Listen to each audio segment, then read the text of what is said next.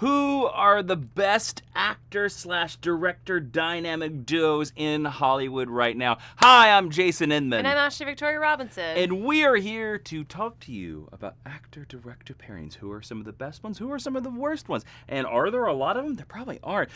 We are here to answer a question from our Patreon, patreon.com/Jawiin, Jawiin. That's where you go over there, you support the channel, and if you support us at the Mind University level, you get to ask us a question that we do in a video, just like Jonathan Peck, who is so concerned about actor-director pairings in Hollywood that I've been told that he's been given the reins to the Maleficent trilogy. That's right, you heard it here first. Exclusive, there is going to be a Maleficent trilogy. The thing that nobody asked for. Now, Ashley, we're talking about the best actor-director pairings. Are there any that come to your top? This is a tough topic.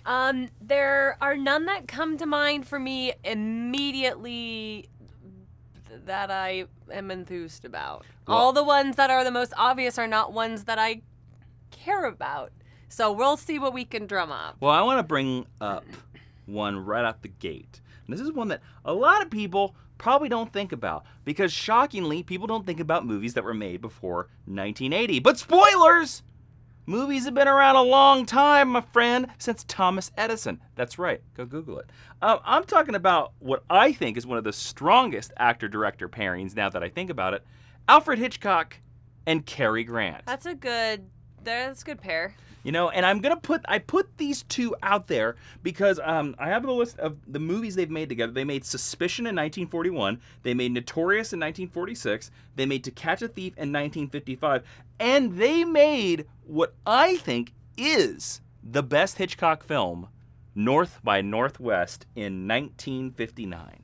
I disagree that that's the best Hitchcock film, but it's a good one. No, what do you think? I like Psycho. That's a good. That's Psycho's. That's a good choice. Like one of my all-time favorite movies, so it has to be my favorite Hitchcock. I think movie. for me, and we don't want to turn this into the best Hitchcock movie. You can request that one.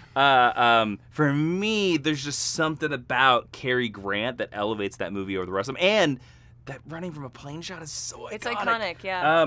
But anyways, Hitchcock is actually quoted as saying that Cary Grant was his favorite actor to work with in his entire career. Jason Inman is quoted as saying, "Only by me, boy, he would have made a good Clark Kent."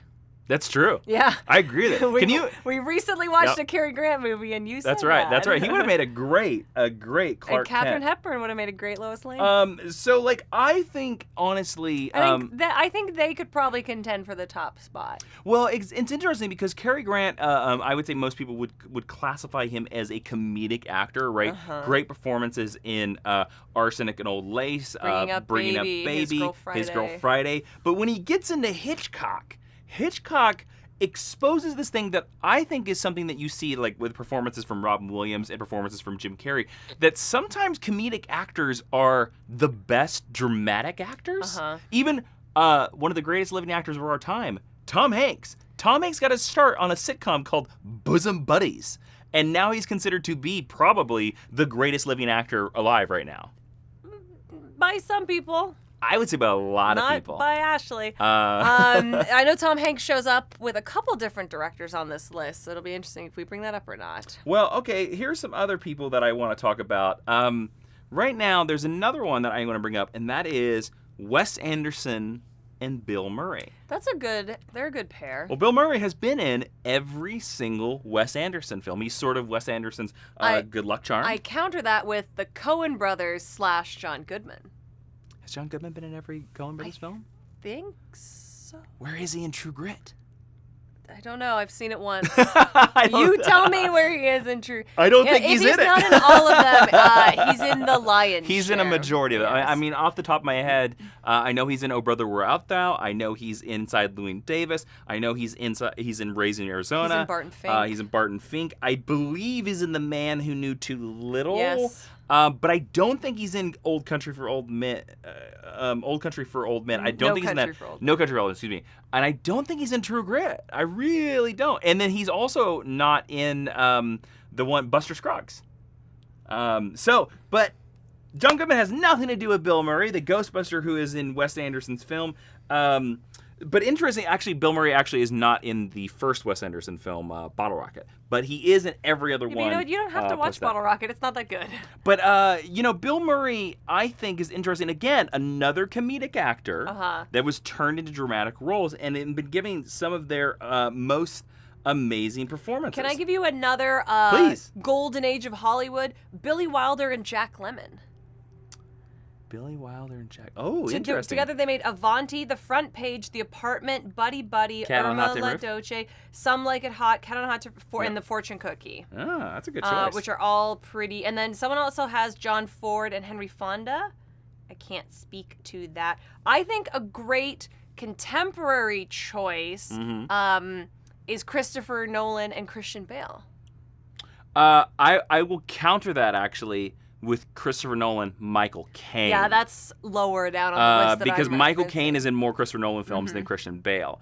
And Christopher Nolan has also stated, similarly to what Wes Anderson said about Bill Murray, that Michael Caine is his good luck charm. How about this one for you, Jason, as a Western fan? John Ford, John Wayne. Here's a fact. John Ford did direct the best John Wayne movie. Which is? The Searchers. Cool. 100% The Searchers. I want to hear people's hot takes on the best Westerns down in the comments. Oh, please. By the way, I could talk about best Westerns. I could do a whole Western podcast. Please request Seriously. a Western. Like I could do a podcast by yourself. By on myself. The Western, yeah.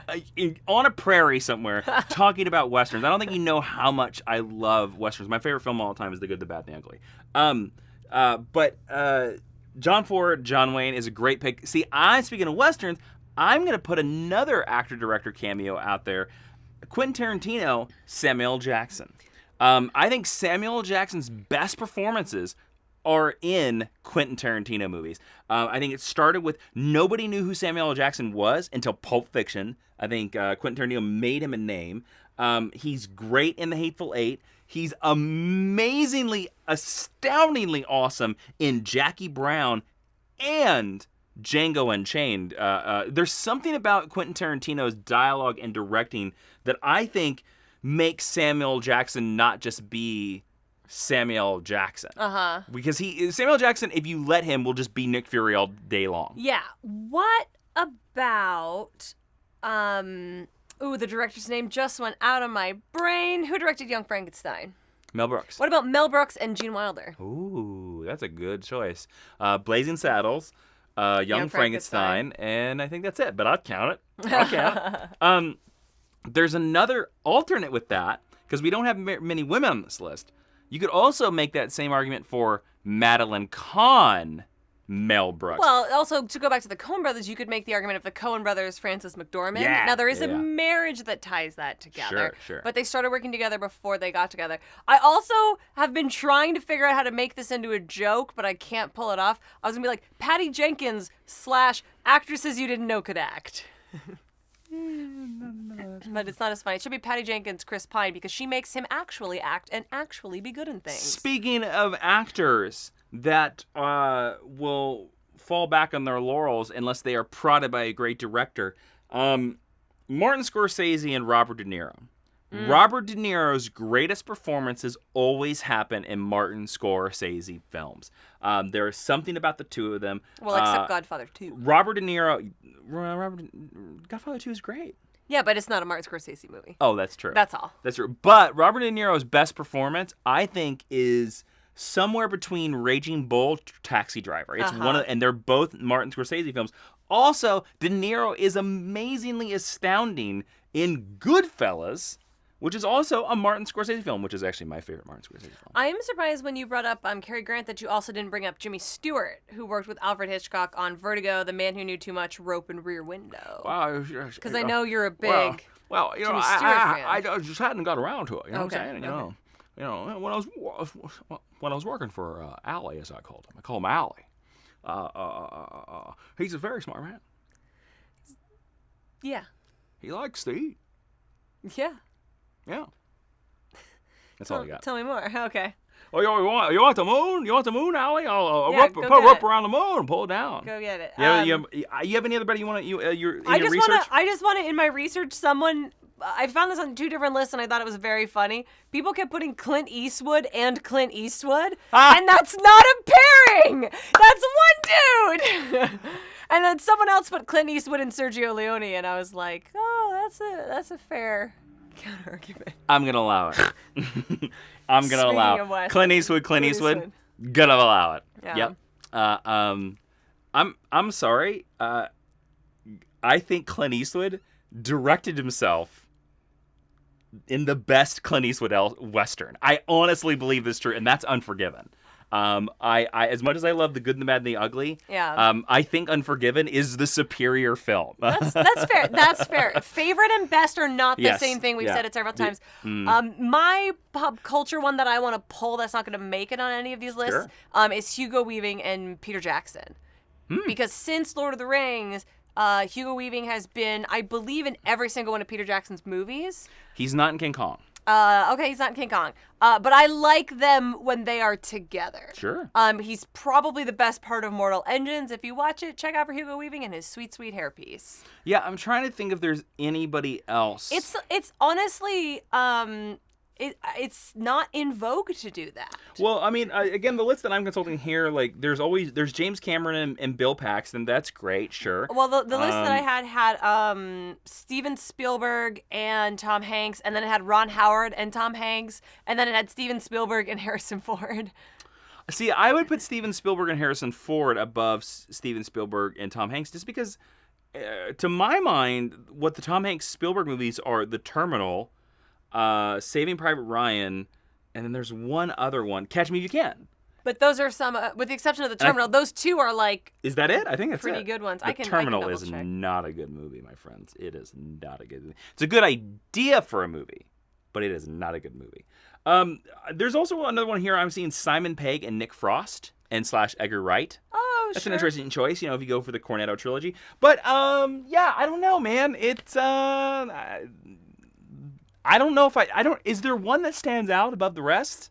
To be honest with you, I kind of be one of the Hitchcock ones for me. I mean, that's what I say. Like, to me, honestly, I lean back on the classic ones because I lean back maybe on John Ford and John Wayne. You missed Band of Brothers.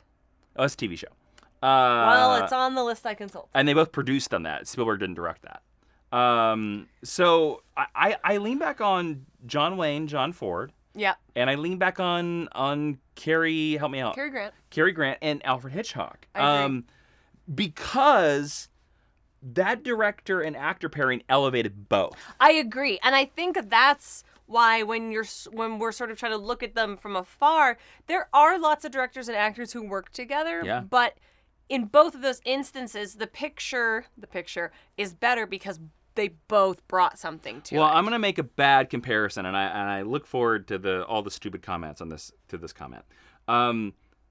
Taxi Driver is such a good script that it did not matter who you cast that main part. I could agree with Now, that. Robert De Niro knocks it out of the park, but any actor, because that script is so good that any actor could have made that work, but John Wayne makes The Searchers work. Mm-hmm. And I think Cary Grant makes North by Northwest work. Imagine North by Northwest with Jimmy Stewart. It would not work. It just wouldn't work. Or Anthony Perkins. Yeah, it wouldn't work. Mm-hmm. So, like, that to me is, like, the difference. If any actor could have, like, been in that role and the movie's still good, not a good pairing. And please don't get mad that we didn't say Martin Scorsese and Leonardo DiCaprio. That's just such a white bread obvious choice. Yeah, they made some good choices. I don't know. I would actually probably make the argument for Leonardo DiCaprio and Quentin over Leo and Martin. So, especially based off of Once Upon a Time in Hollywood. All right, so there you go. There are some actor-director pairings that we just jibba-jabbed about. This question, of course, was asked by Jonathan Peck. There you go, Jonathan Peck. Jonathan Peck, of course, as we said, I don't remember the joke that I made earlier in the thing, but he's awesome. He's awesome, and you can be awesome as well if you go to patreon.com/Jawiin. Donate and help the channel over there, and we will answer your question as soon as we can. Go down in the comments, tell us what your favorite actor, director, actually more importantly, tell us your favorite Western. That's what I want to know. And then while you're down there, click subscribe. Ashley, tell them about our podcast that we do. Don't forget to check out Geek History Lesson, where we teach you everything you need to know about a character in about an hour, everywhere fine podcasts are found, and here on the YouTube channel. Bye-bye.